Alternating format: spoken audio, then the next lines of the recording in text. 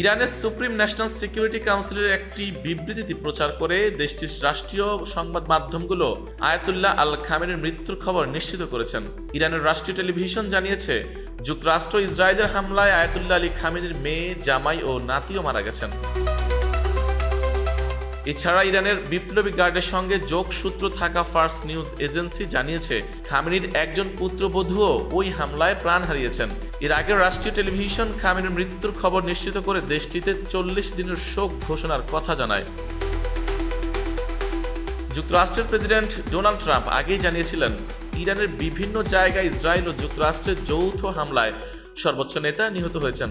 তবে ওই বিবৃতিতে 86 বছর বয়সী খামেনি কিভাবে মারা গেলেন এবং কে তার দায়িত্ব নিতে যাচ্ছে সেসব নিয়ে কিছুই বলা হয়নি। সর্বোচ্চ ধর্মীয় নেতার পদে কে থাকবেন তা নির্ধারণ করেন বিশেষজ্ঞ মণ্ডলী বা অ্যাসেম্বলি অফ এক্সপার্টস নামে 88 জন ধর্মী নেতার একটি পরিষদ। ইরানের 1979 সালের ইসলামী বিপ্লবের পর আয়াতুল্লাহ আলী খামেনি দেশটির সর্বোচ্চ ধর্মীয় নেতার পদে আসীন দ্বিতীয় ব্যক্তি।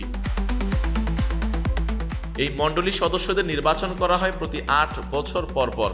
কিন্তু কারা গোষ্ঠীর সদস্য পদের জন্য প্রার্থী হতে পারবেন তা নির্ভর করে দেশটির গার্ডিয়ান কাউন্সিল নামে একটি কমিটির অনুমোদনের উপর।